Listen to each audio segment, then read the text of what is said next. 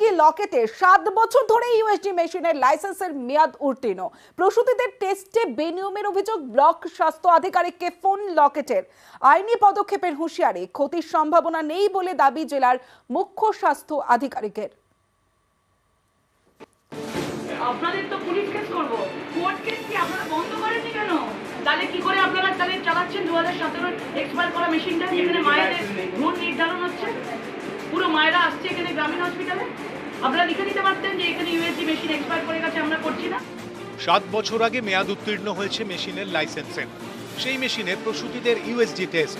এ নিয়ে রবিবার এভাবেই বিএমএইচকে হুঁশিয়ারি হুগলির বিজেপি প্রার্থী লকেট চট্টোপাধ্যায়। আপনাদের প্রত্যেকে অ্যারেস্ট করবে, নন বেলেবেল অ্যারেস্ট হবে। আপনারা যে করেছে সেও ক্রিমিনাল, যে ব্যবহার করাচ্ছে, যে মা বোনেদের সামনে থেকে ইউএসজি করাচ্ছে সেও একটা বড় ক্রিমিনাল, কারণ সে সামনে অন্যায়টা হতে দিচ্ছে। কেন প্রতিবাদ করেননি আপনারা? জানিয়েছেন ডিস্ট্রিক্টে, তারপরে সর্বনাশ করবেন। ডিস্ট্রিক্টে জানিয়েছেন, ডিস্ট্রিক্ট অথরিটি করছে না বলে আপনারা করে যাবেন। স্টপ করেননি কেন? সিঙ্গুর গ্রামীণ হাসপাতাল, সেখানে পিপিপি মডেলে চলছে ইউএসজি মেশিন। নিয়ম অনুসারে প্রতি 5 বছরে ইউএসজি মেশিনের লাইসেন্স রিনিউ করতে হয়, কিন্তু অভিযোগ সিঙ্গুর গ্রামীণ হাসপাতালের মেশিনের ক্ষেত্রে তা করা হয়নি এবং সেই মেশিন দিয়েই পরীক্ষার পর রিপোর্ট দেওয়া হয় প্রসূতিদের।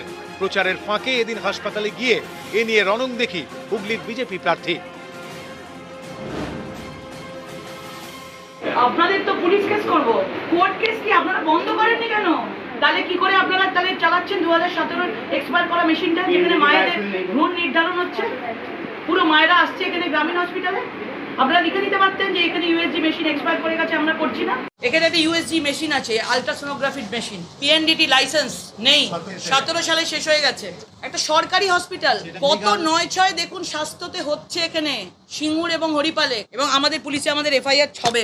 এবং যারা যারা এর মধ্যে এতদিন ধরে যারা যারা যুক্ত ছিলেন, যারা যারা মা বোনেদের জেনে শুনেও এগুলো করিয়েছে, তাদের অ্যারেস্ট হবে নন বেলেবেলে। এমপি হওয়ার পর থেকেই উনি মিথ্যার বেসাতি নিয়েছে, এটা জেনে রাখুন, সর্বৈব মিথ্যা। এবং জেনে রাখবেন যে উনি এটা ভোটের প্রাক্কালে এটা প্রচার করে মানুষকে বিভ্রান্ত করছে, এরকম কোনো ঘটনা হয়নি।